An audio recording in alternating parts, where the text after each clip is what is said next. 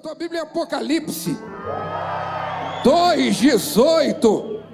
Aleluia. Ó, já vi até um falando em línguas aí. Aleluia. Eu tô, ainda bem. Eu tô assim. Ainda bem que eu vim. E quando grita Apocalipse, a pessoa não fala muito ainda bem que eu vim. Apocalipse 2:18 vai dizer assim: ao anjo da igreja, a igreja de hoje chama Tiatira.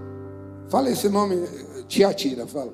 Quem já deu uma estudada nessa igreja agora? Olha, uma salva de palmas, parabéns! Que coisa linda! Quanta gente! Fico feliz demais. Tem gente aí sentado falando: ei, bispo, você está na quarta ainda? Eu já fiz as 7, eu já estudei todas. Eu fico feliz por isso.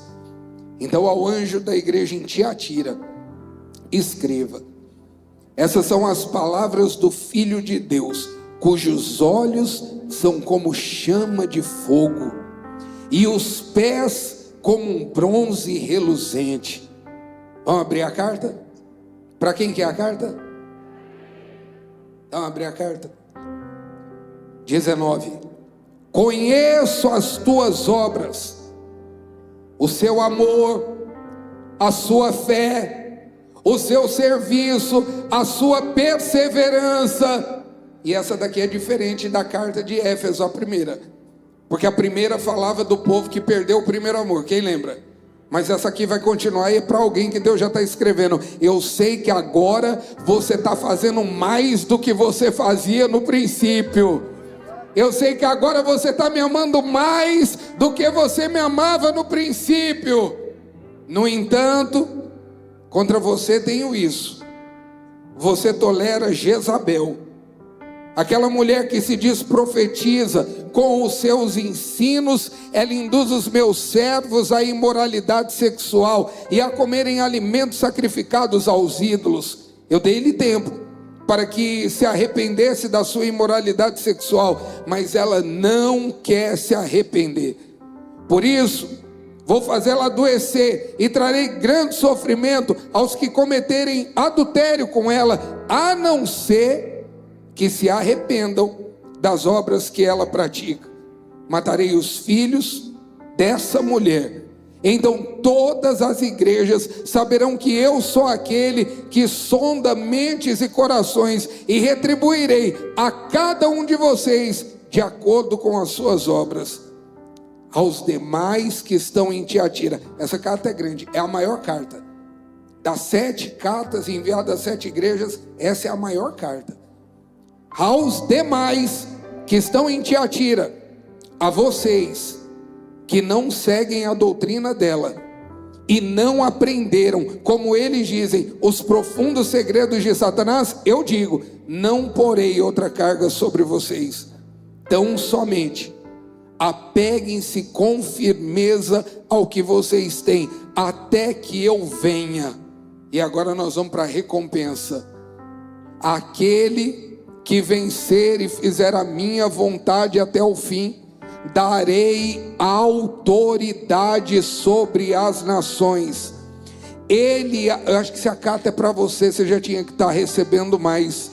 Ele as governará com cetro de ferro e despedaçará como um vaso de barro. Olha o que Jesus está escrevendo para mim e para você agora no 28. Lê junto comigo. É Jesus escrevendo essa carta. Eu lhe darei, pelo amor de Deus, pelo amor de Deus, peraí, você prestou atenção no que Jesus está escrevendo para você? Eu lhe darei a mesma autoridade que recebi do meu Pai, também lhe darei a estrela da manhã. Aquele que tem ouvidos, ouça o que o Espírito diz às igrejas. Imagina que essa carta é enviada a uma cidade chamada Tiatira.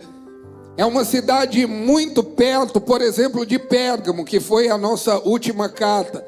Para quem está visitando hoje, já dizendo: que papo é esse de carta? Nós estamos numa série das 7 cartas enviadas às 7 igrejas do Apocalipse. Eu vou dar um conselho: alguém que perdeu alguma das que nós já pregamos, vai lá no aplicativo da Cabana, vai lá no canal do YouTube da Cabana, e ouça essa palavra, porque é a palavra de ordem de Deus para a igreja dele nesses últimos dias.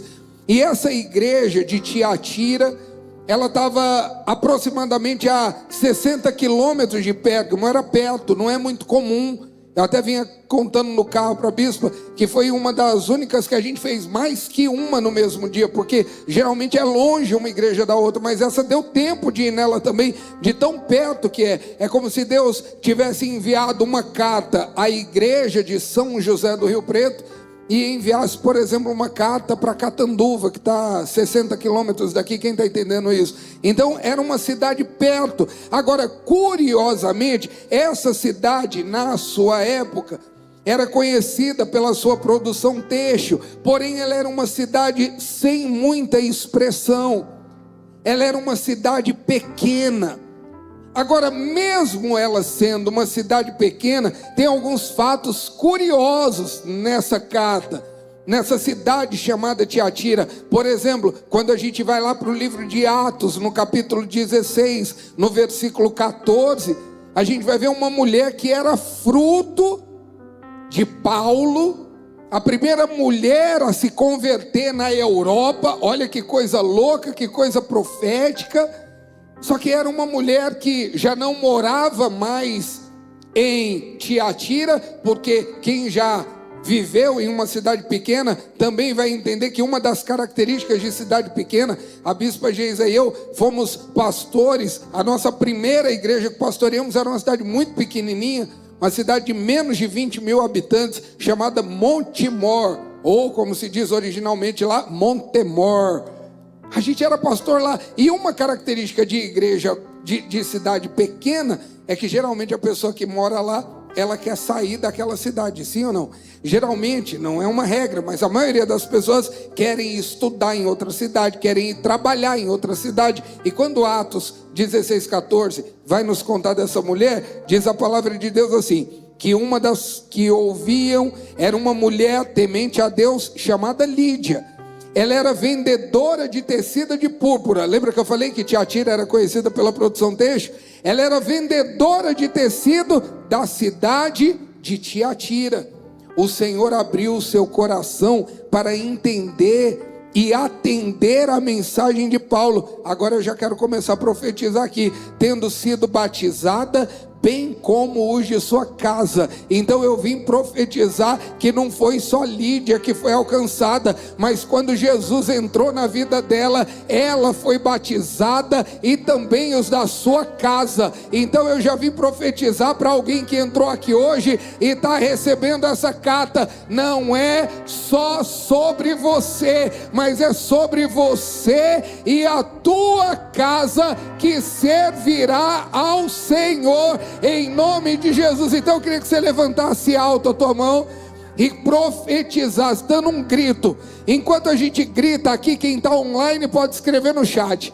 Quem está online pode dizer: eu e a minha casa serviremos ao Senhor. E quem está aqui, você vai declarar, porque Jesus está mandando uma carta para você hoje. Então, com boca profética, você vai erguer o teu braço e vai gritar na altura que você puder: eu e a minha casa serviremos ao Senhor. Vamos lá?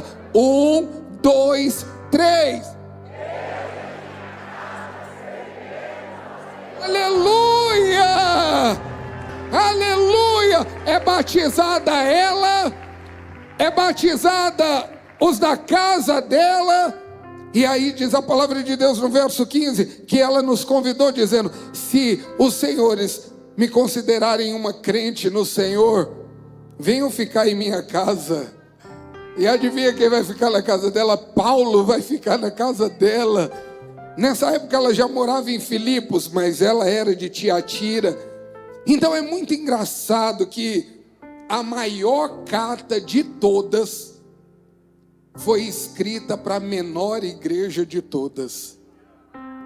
É muito engraçado o fato de saber que das 7 cartas que foram escritas, quem está estudando pode acompanhar, nenhuma tem tantos versículos como essa, porque Deus estava dizendo o contrário do que muita gente pensa. É uma igreja pequena lá, é uma cidade pequena, escreve um bilhetinho que está ótimo. Só que Jesus nunca fez assim. Porque Jesus sempre foi especialista em pegar aquilo que é pequeno para o mundo e dizer que isso é grande para Ele. De pegar aquilo que talvez não tenha tanto valor para as pessoas de fora, mas confundir aquilo que não tem valor. Era Jesus dizendo para mim e para você: você não vale pelo tamanho que você tem, você vale pelo tanto que eu te amo e pelo tanto que eu cuido de você. Você vale pelo tanto que você é importante para mim. Então é muito louco você imaginar que as maiores mensagens de Jesus não foram dirigidas a uma multidão. As maiores, por exemplo, vamos pegar um texto central, se é que eu posso chamar assim, um texto central da palavra de Deus, que você deve saber de cor, João 3,16. Porque Deus amou o mundo de tal maneira que deu seu único filho, unigênito dele, para morrer por mim e por você, para que todo aquele que nele crê não pereça, mas tenha vida eterna. Você sabia que isso não foi um discurso de Jesus para uma grande multidão? Jesus estava falando isso para um homem só. Jesus estava falando isso para Nicodemos. E o que ele estava falando para um homem se torna um versículo chave para quem tem a fé nesse evangelho, irmão. Você sabia, você já deve ter ouvido pregações de Jesus enfrentando tempestade, atravessando o mar da Galileia. Quem já ouviu essa pregação, dá um glória a Deus alto aí no teu lugar. Agora, você já parou para pensar que Jesus atravessa o mar da Galileia, enfrenta a tempestade para encontrar uma multidão? Para encontrar um homem, para encontrar um gadareno, meu irmão. Você já deve ter ouvido um versículo lindo, que virou até música e que a gente canta, que está lá no livro de João 4,14. Quem beber da água que eu lhe der, nunca mais terá sede, ao contrário, a água que eu lhe der se tornará nele uma fonte de água a jorrar para a vida eterna. Quem já ouviu, diga glória a Deus. Jesus está falando isso para uma mulher. Jesus está falando isso para uma samaritana que nem valor para a sociedade tinha. Jesus trouxe a mim hoje aqui, Jesus trouxe a você hoje aqui para dizer o seguinte: não se impressione com o valor que a sociedade quer te dar, se impressione com um Deus que para Ele você tem todo o valor. Eu quero que você valorize o que você tem. Eu estou cantor hoje. Não quero que valorize. Quero que valorize o que você é. Melhor ligar o teu. Você é o ser, você é alguém tão importante para Deus. Vamos fazer o seguinte, deixa eu agora. Nada de ficar sofrendo angústia e dor desse seu complexo inferior, dizendo às vezes que não é ninguém. Eu venho falar do valor que você tem. Eu venho falar. Agora vai, Ele está em você. Ele está em você, o Espírito Santo se move em você, até com gemidos. Sabe o que Deus está falando? Inexprimível. Sabe o que Deus está falando? Você vale tanto para mim, que até quando você está gemendo, eu estou entendendo o que você está falando e eu estou me movendo em você. Você vale tanto para mim, que até quando você não tem uma palavra para orar, porque ninguém entende o valor que você tem. Jesus está dizendo: eu entendo o valor que você tem. Levanta bem alto a mão, como Deus mandou aquela carta para a igreja de Tiatira, a menor igreja com a maior carta. Eu profetizo aos que são menores aqui, Deus te levantando e te colocando em lugares altos. Aos que são menores aqui, Deus olhando para a tua vida e falando: é você mesmo que eu quero, é você mesmo que eu marquei, porque para mim você tem um valor que eu não sei explicar. Sabe como Jesus ensinou isso para mim na prática? Pastoreando uma igreja em Hortolândia. Hortolândia é quebrada. E a gente pastoreava uma igreja num bairro muito da hora chamado Jardim Amanda. Quem conhece aquela região sabe do que eu estou falando. E a nossa igreja era um salãozinho assim, muito ajeitadinho, que cabiam 30 cadeiras. A gente arrumava as 30 cadeiras, mas com tanto esmero, mas com tanto amor. Eu sempre amei arrumar cadeira. E quando o culto bombava mesmo, ia lá umas 15, 20 pessoas, era muito legal. Nunca foi os 30, porque sempre tem uma família que falta, uma que recebe visitas. Eu ficava até nervoso. Se viesse todos, ia dar os 30. Mas de semana não ia ninguém. E tinha um rapazinho que ia lá na igreja, que a gente chamava ele carinhosamente. Porque eu tenho que te contar um segredo, que pastor costuma dar apelidos carinhosos para ovelhas. E carinhosamente a gente chamava ele de doidinho. E sabe por que ele era doidinho? Porque ele entrava no culto chutando as cadeiras, porque ele fedia, ele era meio em situação de rua, ele era meio endemoniado, ele era o combo completo, ele era tudo. E quando ele entrava no culto era muito ruim, porque ele tirava a atenção das pessoas. E nós tínhamos um combinado. O combinado era o seguinte, com os irmãos da igreja, que iam de domingo: se o doidinho chegar, vocês seguram ele. Se ele quiser entrar para assistir o culto, pode entrar. Se ele quiser entrar para bagunçar e fazer barulho, vocês tiram ele e oram por ele lá fora. Esse era o nosso combinado, e assim seguia domingo após domingo. Domingo após domingo, com os 15, com os 20, com aqueles que Jesus estava mandando. Em especial de semana não tinha ninguém, e a gente pregava para cadeira mesmo. E não é modo de dizer, é real, é para cadeira mesmo. A gente pregava para as cadeiras com muito poder. E teve uma época que nem a bispa estava vindo comigo, porque ela estava trabalhando de madrugada. Então dava 7 da noite, ela já estava dormindo. Eu ia sozinho. Estou um dia pregando na igreja, e de repente estou pregando para ninguém, estou pregando para as cadeiras. E aquele dia o diabo tinha me assolado muito. Aquele dia o diabo tinha falado que eu não era pastor coisa nenhuma. Aquele dia o diabo tinha falado que se eu fosse pastor, pelo menos tinha alguém na igreja. Aquele dia o diabo tinha falado que era melhor tentar outra coisa, porque nunca ia dar certo o nosso ministério. E naquele dia eu estou terminando de pregar com o maior poder e com a maior autoridade. E de repente, quando eu olho do outro lado da rua, adivinha quem está atravessando a rua? O irmão. Eu fiquei mais doidinho que ele. Na hora que ele está vindo, mas me deu uma raiva. Eu fui tomado de uma raiva, irmão. E eu estou confessando a você. Na hora que ele está vindo, eu estou terminando de pregar e aqui falando com Deus e falando assim para Deus: aí o senhor exagerou, hein? Aí é palhaçada, hein? Parabéns, hein? Não vi ninguém, até vai, mas ainda mandar um doidinho desse, aí o senhor caprichou comigo. Como é que eu vou tirar ele daqui? Ele atravessando a rua e eu pensando, se ele entrar, começar a chutar as cadeiras, se ele entrar, começar a fazer bagunça, o que eu faço? Tem ninguém aqui para me ajudar. E terminando de pregar, e tão irritado, tão cheio de carne, talvez julgando ele como um endemoniado, mas mais endemoniado do que ele. E de fato ele entrou e chutou as cadeiras. E de fato eu fui quase consumido de tanta raiva. E de fato, depois que ele chutou as cadeiras, ele sentou e ficou me olhando. E eu quis apressar para acabar logo, porque eu já estava pensando até eu conseguir tirar ele daqui. E quando eu estava me apressando para acabar, foi uma das poucas vezes que eu ouvi a voz do Espírito Santo de maneira audível. Eu tenho experiências de ouvi-la no meu coração, por uma sensação. Poucas vezes, em alguns momentos da minha vida, eu ouvi com a sensação de estar audível. Aquele dia foi um. Eu estou bravo, acelerando para terminar, e o Espírito Santo fala assim comigo: como é que ele chama? E na hora eu falei: eu doidinho.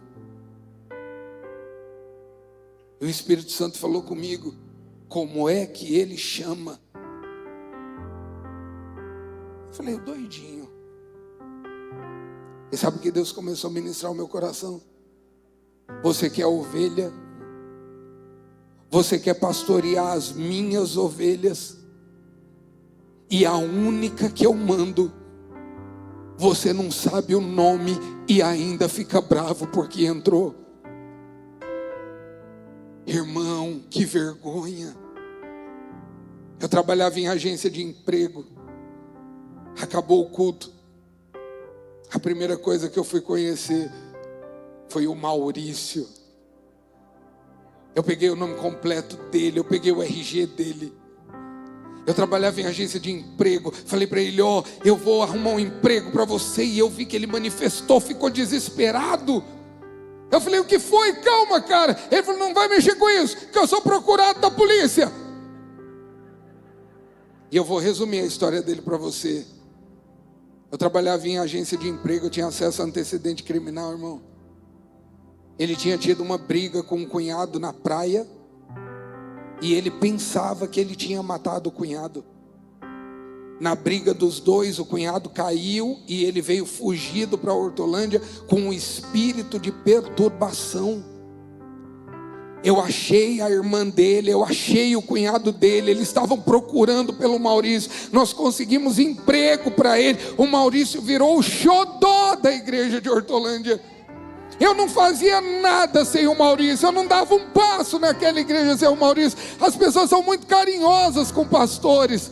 As pessoas dizem, olha pastor, eu quero fazer algo para você, eu quero dar uma roupa para você, eu quero cortar o seu cabelo, eu quero aqui mesmo, às vezes eu estou ali dando tchau, tem barbeiro que passa, tão carinhoso, ó bispo, vai lá um dia para fazer tua barba. O pessoal é muito carinhoso com a gente.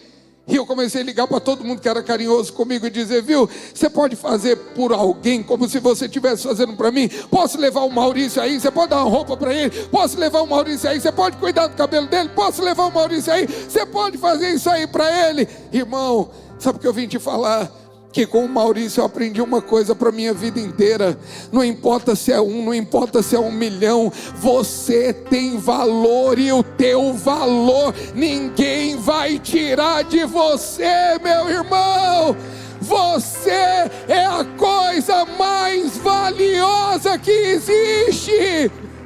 Nada aqui dentro, nada de material aqui dentro é mais precioso do que você. E não vai dizendo, tomara que o fulano ouça não, porque essa carta é para você. É Deus falando para mim, eu sou precioso para Ele. Aleluia. Então, Jesus vai mandar a carta para essa igreja. Diga, a menor que recebe a maior carta. Aí vamos ver o remetente. Toda carta a gente não está vendo o remetente? Vamos ver o remetente, como é que ele escreve? Verso 18. Coloca lá pra gente, irmão, por favor. Aí no verso 18 vai estar escrito assim, ó. A carta ao anjo da igreja em Tiatira, escreva. Como é que ele vai se apresentar nessa? Cada um, a gente não está falando como ele se apresenta, sim ou não? Vamos, igreja, precisa saber que vocês estão aí, sim ou não? Então tá, como é que ele se apresenta nessa? Essas são as palavras do Filho de Deus. Você respeita que aqui tem autoridade, aqui é o Filho de Deus. Aqui é Jesus Cristo, Senhor dos senhores. Aqui é o Filho de Deus. Deus está falando de autoridade aqui. E ele falou, aqui é o Filho de Deus. Aquele que os olhos dele são como uma chama de fogo. Você está pensando que Jesus é como? Você está pensando que Jesus é como? Irmão, os olhos dele são como chama de fogo. Isso aqui ele está falando para você. Não pensa que eu sou o que você tem aí na tua imagem. Não pensa que eu sou o pobre menininho ali no presépio. Não pensa que eu sou um Cristo morto, pendurado numa cruz, num estado deplorável. Não pensa que eu sou isso, porque eu sou aquele que tem olhos como chama de fogo, meu irmão. Eu sou aquele que tem todo o poder. Eu sou aquele que vai te surpreender. E eu posso dizer a você, quando você vê o olhar de Jesus, prepara o teu coração, porque vai ser a coisa mais linda que você já viu em toda a tua vida. Levanta alto a tua mão e diga, eu creio que o Senhor tem fogo nos olhos. Eu creio que o Senhor tem fogo nos olhos. Eu creio que deve ser a coisa mais linda que alguém pode ver. Eu creio, Deus, eu creio, Deus. Eu creio que deve ser impressionante, Deus. Que era lindo assim. Deve ser impressionante, Deus. Assim, meu noivo esperado. Eu abro a minha casa. Tem fogo nos olhos. Pode morar aqui. Pode Tem morar fogo nos olhos. Tem fogo nos olhos. Eu não Sabe o que eu vim profetizar? imaginava. Um dia você vai ver esses olhos. Um dia você vai ver esses olhos. Levanta a tua mão e fala: Senhor, eu espero o dia que eu vou ver os teus olhos. Eu espero o dia. Eu espero o dia que eu vou te ver. Eu espero o dia que o Senhor vai se manifestar para mim. Senhor, como eu espero o dia em que verei a tua face, Senhor. Senhor, como eu espero o dia em que eu vou ver os teus olhos. Senhor, como eu espero o dia, Pai. Como eu espero o dia, Pai. A face do meu amado. Como eu espero o dia, meu Pai. Como eu espero o dia, meu Pai. Posso dizer? Olha aqui para mim. Olha aqui para mim. Posso dizer? Prepara teu coração, porque os olhos de Jesus vai te surpreender. Prepara teu coração, porque vai chegar o dia que você vai ver a face de Jesus. E quando você vê a face de Jesus, você vai falar: meu Deus. O olhar dele é olhar de amor. Homens têm olhos como de fogo, que medo. Não precisa ficar com medo, não. Porque o olhar de Jesus constrange em amor. A palavra de Deus vai dizer que quando Jesus olhava, ele amava. Lembra de Marcos 10, 21? Ele começa a conversar com o menino e a palavra de Deus fala: Jesus olhou para ele e o amou. Lembra de Jesus com Pedro na praia? Pedro todo acusado, Jesus olhando para ele falando: Pedro, tu me amas. Pedro, tu me amas. Pedro, tu me amas. Então apacenta as minhas ovelhas. Pedro, tu me amas. O olhar de Jesus nos surpreende em amor. Eu não sei quem aqui já foi olhado com amor, mas eu vim profetizar: os olhos de Deus hoje aqui estão te olhando com amor. Como eu estou feliz que você está aqui hoje. Como eu estou feliz que você veio aqui hoje, meu irmão. Como eu estou feliz que você veio receber essa carta, porque tem um povo que vai sair daqui dizendo: como espero. Como eu espero o dia.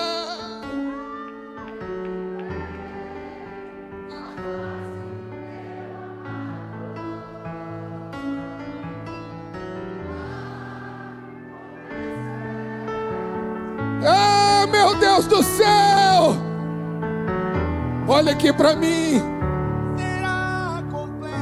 Vou te contar uma história real. Vou te contar uma história real. Sexta-feira agora. História real. Eram às 6 horas da manhã mais ou menos. Eu estava falando com o Henrique no telefone. O Henrique estava falando assim para mim: bispo, eu saí do quarto.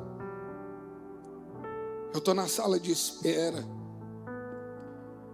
Deixei a Camila com o irmão dela lá no quarto. Porque ela está gemendo, bispo. Só que tem uma coisa, bispo. Ela geme em ritmo de louvor. Ela geme como se ela estivesse louvando. O gemido dela tem melodia. O gemido dela tem melodia. Irmão, você sabe o que é isso? Porque é fácil a gente vir aqui e cantar. Tá cantando. No dia em que verei a face do. Mas você sabe o que é esse dia? Sabe como é esse dia? Tem um microfone aí? Cadê o Marcelo? Bota o microfone aqui na mão do do Henrique, por favor, Geise. Ah, tem só um, já pega. Então já pega, fica tranquilo. Aí ele volta para o quarto. Ele volta para o quarto. E a Camila tá, eu tô te falando história real.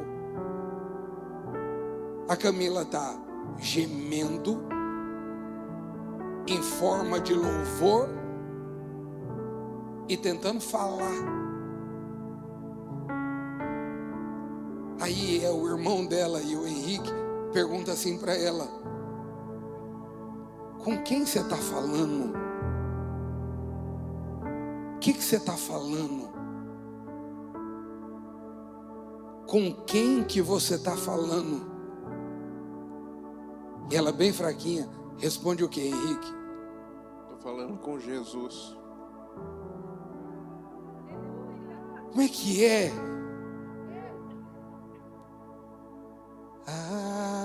Como espero o dia em que verei a face do meu amado.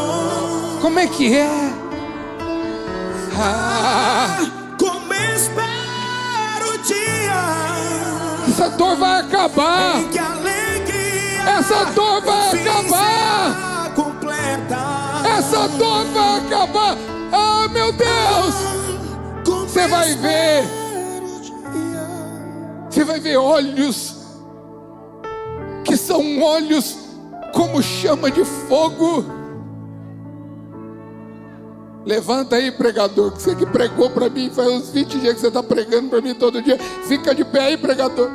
Aí ele fala assim: ó, peraí, você está falando com quem? Quem você está vendo? Eu estou vendo Jesus. Aí ele fala assim para ela: e o que ele está falando? Ele está me contando uma história. Ele está me contando uma história. Sabe o que eu vim falar para você, irmão?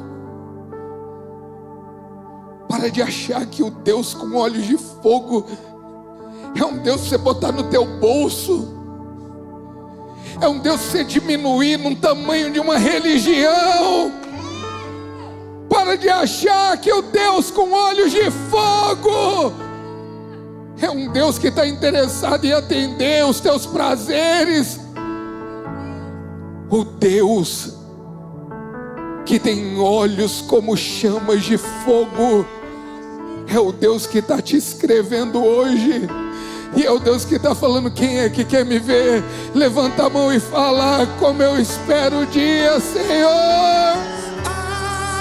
Como espero o dia Ah, meu Deus, em que verei a face do meu amado. Como espero o dia em que a alegria. Vou fazer um coral. Grita, quem puder grita, que essa canta é tua.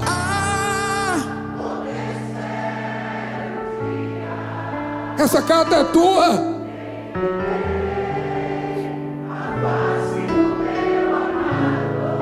Meu Deus do céu.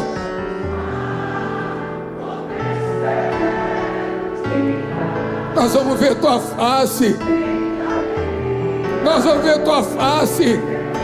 Pode aplaudir forte ao Senhor. Ah, meu Deus do céu. Mais noite ali não haverá nenhum clamor. Verei os olhos de Jesus e tocarei seu corpo. irmão, Jesus está trazendo carta para a igreja dele.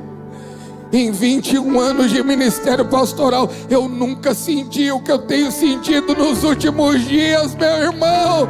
Em 21 anos de ministério pastoral, eu nunca senti o que eu tenho sentido nessas últimas estações. Jesus está preparando a igreja dele. E Jesus está preparando a igreja dele para receber essa carta aqui, ó, versículo 19: conheço as tuas obras, eu sei do teu amor. Para quem é a carta? Você acha que Deus não sabe das tuas obras? Você acha que Deus não sabe do quanto que você ama? Amor não dá para a gente ficar explicando para ninguém, não. Amor não dá para a gente ficar dando satisfação para os outros, não, irmão. Amor a gente tem com sinceridade. Deus sabe o quanto a gente ama. Deus sabe que o que você faz é por amor. Ainda que alguém julgue e diga que não é, Deus sabe que o que você faz é por amor, irmão. Você está sentado aqui nesse banco hoje, você veio sentar aqui por amor, irmão. Você está fazendo a obra de Deus. Ó, Deus escreveu na tua carta, viu? Eu conheço tuas obras, eu sei do teu amor, eu sei da tua fé, eu sei do teu serviço, eu sei da tua perseverança. E essa carta Deus está escrevendo para alguém que vai dizer assim: eu vou terminar melhor do que eu comecei. Eu vou terminar melhor do que eu comecei. Levanta tua mão e profetiza: eu vou terminar melhor do que eu comecei. Profetiza: eu vou terminar melhor do que eu comecei. Como é que é, Vivi? Eu vou terminar melhor do que eu comecei. Como é que é? Eu melhor do que eu comecei. É isso? Então vai de novo. Eu melhor do que eu comecei. Eu vim profetizar na vida de vocês. Eu vim declarar sobre a vida de vocês. Você começou amando, se prepara porque você vai amar mais. Você começou se entregando ao ministério. Eu profetizo: você não vai ser um desviado. Você vai ser um apaixonado por Jesus, irmão. Eu profetizo: você vai terminar melhor do que você começou. Dá um gritão no teu lugar e fala assim: eu faço porque eu amo Jesus. Eu acho que eu ouvi um grito mais alto de quem está em pé, ou foi impressão minha? Fala assim: ó, eu faço porque eu amo Jesus. Quem está falando isso de verdade? É o seguinte, aleluia, que aleluia mais lindo. A gente não faz que ama homens, porque homem vai decepcionar a gente.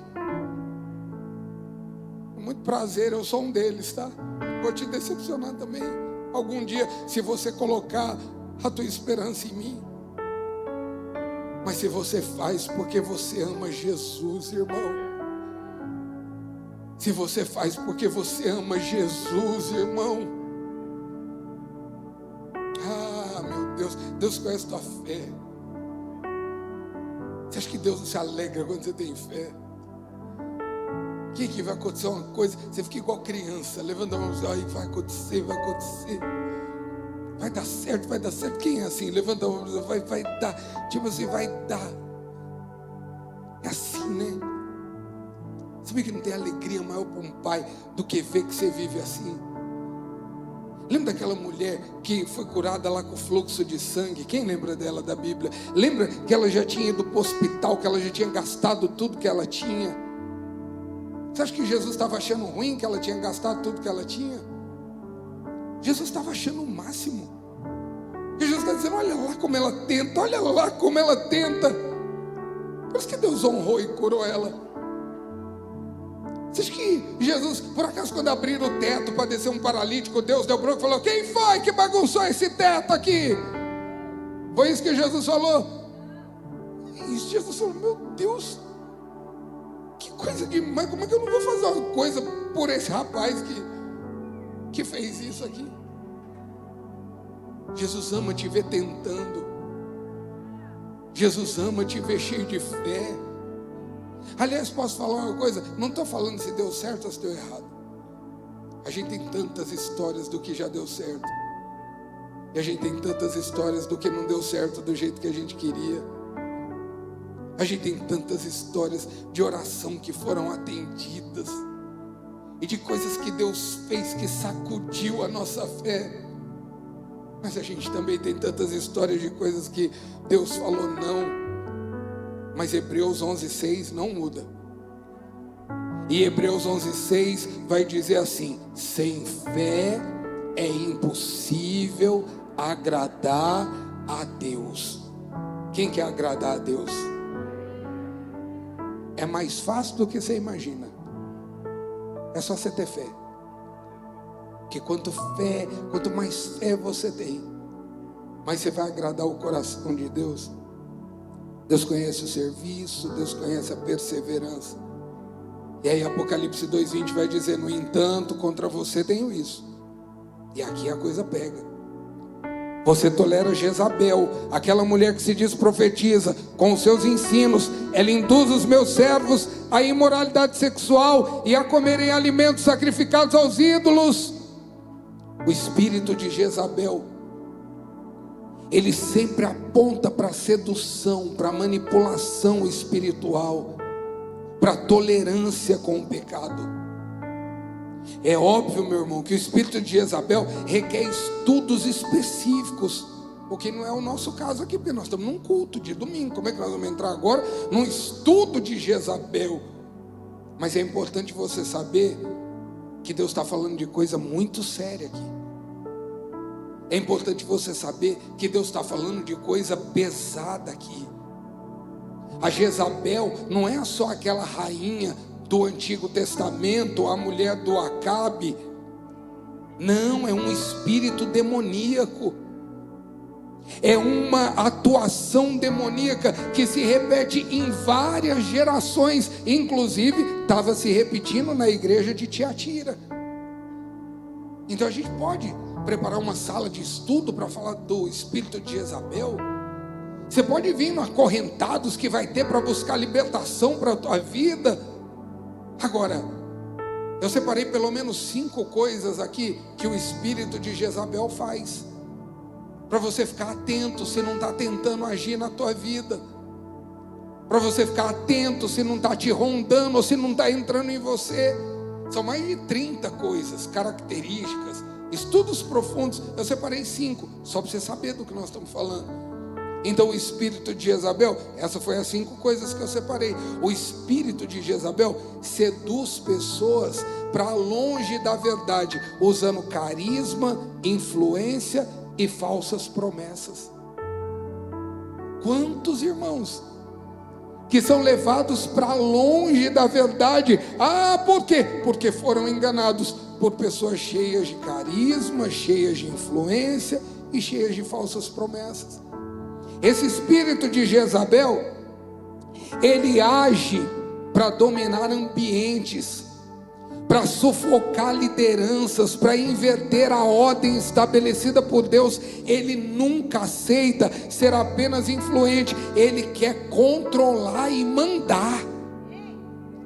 Ele não aceita só estar num lugar e ter influência naquele lugar. Não, se não for ele que manda, ele não aceita. Ele sufoca a liderança. Ele quer inverter a ordem estabelecida por Deus. O espírito de Jezabel gosta de se cobrir com roupagem espiritual. Geralmente ele é o mais espiritual de todos. Geralmente ele é o mais crentão de todos. Ele é o que tem uma língua tão afiada para falar mal de todo mundo, porque ele é muito santo, sabe?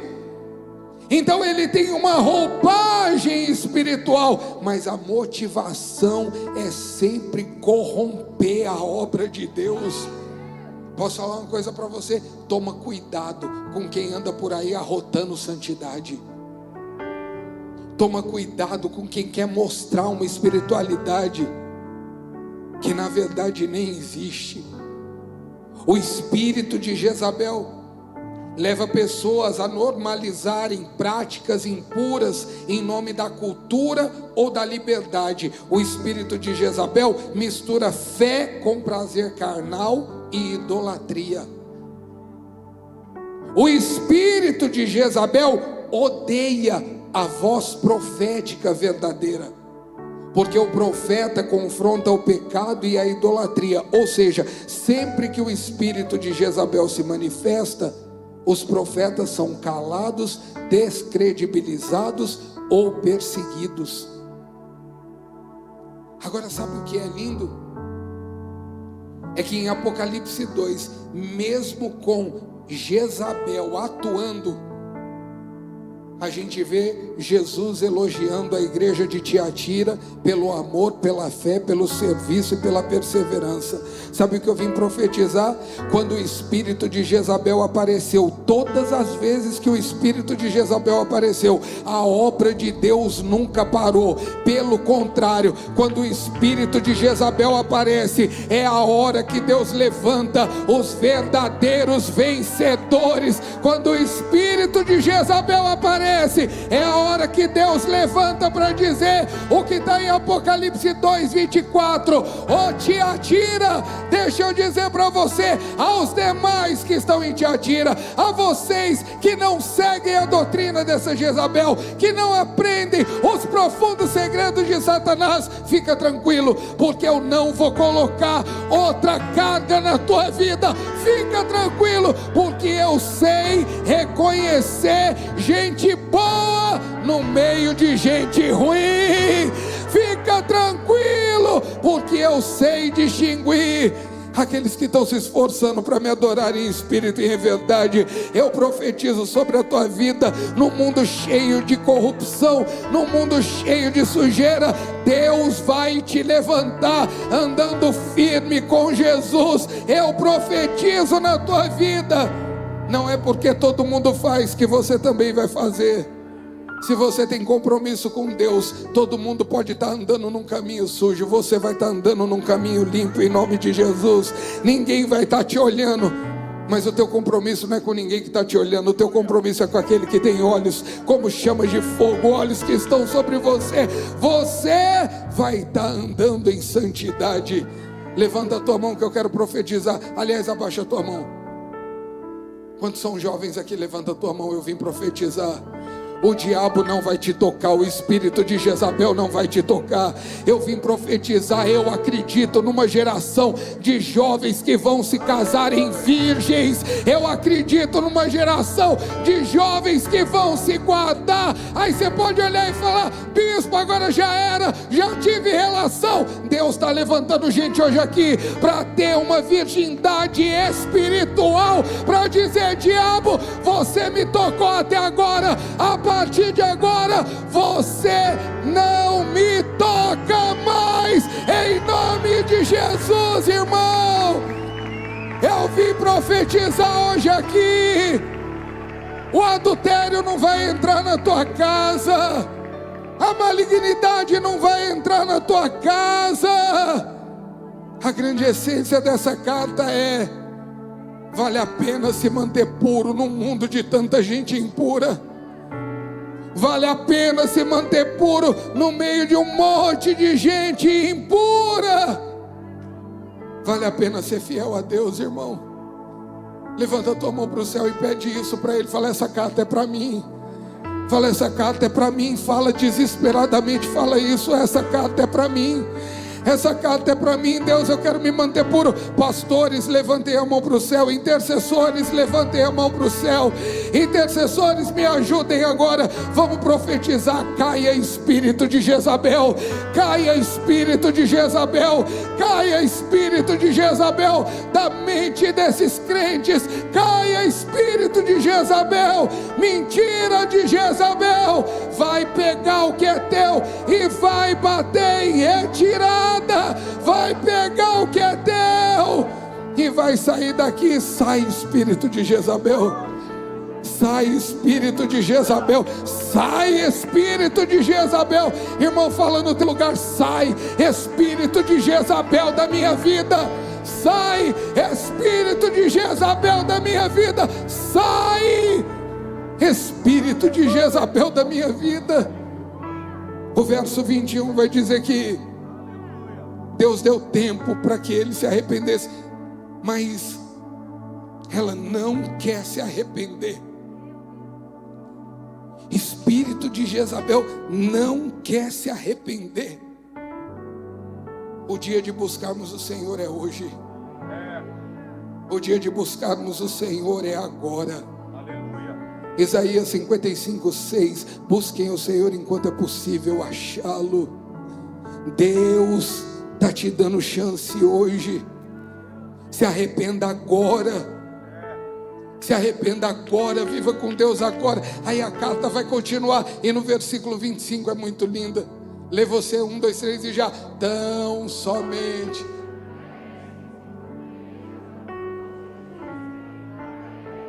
O que você tem? O que você tem? O que você tem? Ah, eu tenho um carro, que eu paguei em 48, já paguei 3, para a glória de Deus. O que você tem? Eu tenho uma casa. Ah, eu tenho um tênis novo, eu tenho uma roupa. Que dó. Minha família é do norte, né? E eu lembro da minha tia falando assim para mim: Alex, te apega com Deus, Alex. Te apega com Deus. Tem um do norte aí também. Te apega com Deus, Alex. Não tem coisa mais maravilhosa que você está apegado a Deus. Tão somente apeguem-se com firmeza ao que você tem. Levanta a tua mão para o céu. Fala: eu tenho o Senhor Jesus. Fala mais forte, fala: eu tenho o Senhor Jesus. Fala mais forte: eu tenho o Senhor Jesus. Eu tenho o Senhor Jesus. Eu tenho o Senhor Jesus. 1 João 5,12. Sabe o que vai estar escrito lá? Oh, irmão, que dó de quem se apega a coisas. Que no dia que a coisa aperta mesmo, tuas coisas servem para quê, irmão? No dia que a coisa pega mesmo, tuas coisas servem para quê, irmão? Tudo vira nada. Tudo vira nada. Esse dia aí eu estava lá na UTI. Não tivesse uma mão de Deus para eu me apegar. Eu sei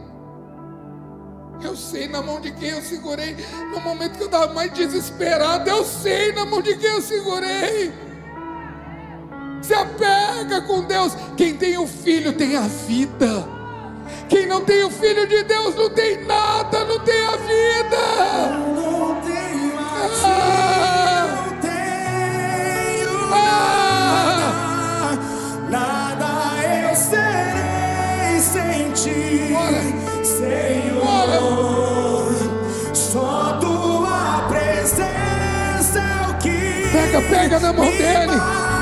Pega na mão dele. Eu te levarei. Pega na mão dele. Fala: se eu não tenho a ti, Senhor. Se eu não tenho a ti, não tenho nada.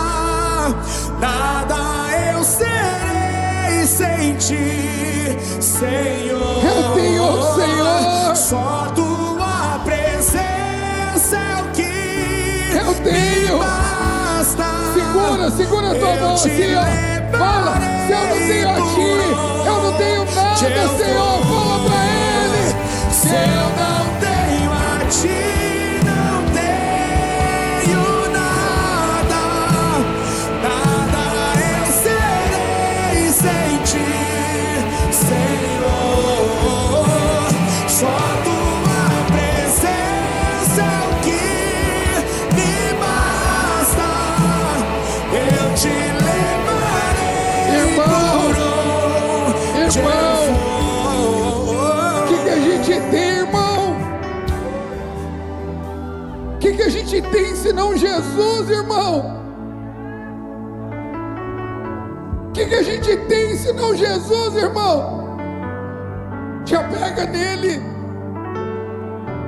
Olha Jesus escrevendo para Tiatira: se apega ao que você tem. Fala para mim. O que você fala para duas crianças que perdeu a mãe? O que eu vou falar, irmão? O que eu vou falar? Vocês já pararam para pensar?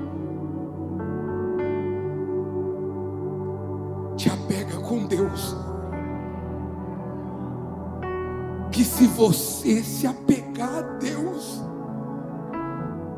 vai dar certo. Eu não sei o que você está passando. Como a carta não é para ninguém, a carta é para você. Então hoje eu não quero nem saber com quem está do meu lado. Hoje eu quero que você pegue as tuas mãos assim, ó. Aperta ela, aperta ela. Fala, essa carta de Tiatira é minha. O meu fim vai ser melhor que o meu começo. O meu fim vai ser melhor que o meu começo. Por favor, irmão, aperta a tua mão. Fala, Deus, me ajuda a me apegar a Ti. Me ajuda a me apegar a Ti, Deus. Me ajuda a me apegar a Ti, Deus.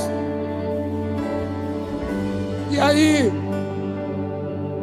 Presença é o que me basta. Eu te levarei por onde eu for. A carta vai falar da recompensa. Nem chegamos na recompensa ainda. Que carta, hein? Nós nem chegamos na recompensa. Agora é tão forte essa carta de Tiatira, que eu não estou desprezando a recompensa. Misericórdia, mas parece que eu nem preciso ler a recompensa.